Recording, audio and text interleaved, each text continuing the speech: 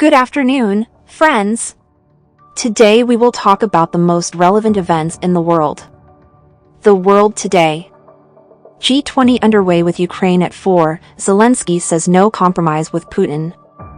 The Group of 20 economic summit began Saturday, with the war in Ukraine set to take center stage. Host Indian Prime Minister Narendra Modi announced that world leaders had reached a consensus declaration that urges states to refrain from using force to seek territorial acquisition, but acknowledged there were different views and assessments of the situation and avoided openly condemning Moscow. Russian President Vladimir Putin is not present, while U.S. officials unsuccessfully lobbied for Ukraine's President Volodymyr Zelensky to be invited. During the summit, President Biden is expected to further address the economic consequences of the war and its impact on global food security. In Ukraine, Zelensky said there is no possibility of compromising with Putin to end the war, in an interview with CNN. The Ukrainian leader said he is willing to talk to the people who are ready to compromise, but that Putin was not one of them. When you want to have a compromise or a dialogue with somebody, you cannot do it with a liar, Zelensky said. Key developments. Zelensky pointed to the death of Yevgeny Prigozhin, the former head of the Wagner mercenary group, as proof of Putin's untrustworthiness.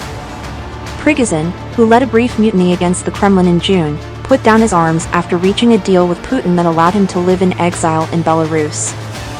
He died in a plane crash last month. Its cause remains unclear. However, a senior Ukrainian intelligence official told local media that no one should rush to conclusions. Let's wait. It's not so simple, Vadim Skibitsky said. This is Russia. It is difficult to understand. Putin vowed Russia would continue to systematically build up bilateral communications in all directions with North Korea.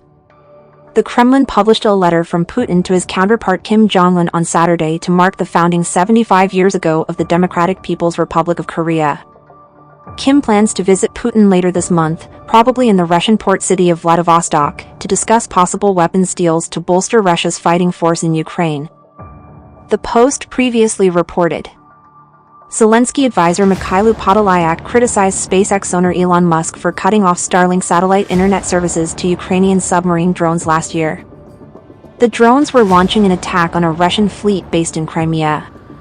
Musk has defended his decision, saying he did not want SpaceX to be explicitly complicit in a major act of war and conflict escalation. In Ukraine, some 851 educational facilities have been damaged or destroyed due to the war, the United Nations Human Rights Office in the country said Saturday. During war, schools should be a sanctuary for children, the group said. Yet in Ukraine, far too often they have come under shelling and attacks by missiles, loitering munitions and airstrikes in the wake of Russia's large-scale attack. It added that schools in Kherson, Kharkiv and Mykolaiv regions had been particularly damaged. Global impact. Japan's Foreign Minister Yoshimasa Hayashi arrived in Kiev on Saturday, where he will meet with his Ukrainian counterpart Dmytro Kuleba, the Japanese Foreign Ministry said.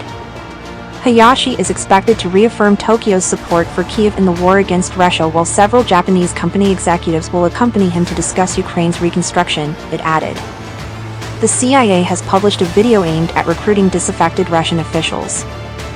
The video, titled Why I Made Contact with the CIA, for myself, shows a Russian government official walking through what appears to be the snowy streets of a Russian city before entering a secured facility, and appears aimed to entice new recruits.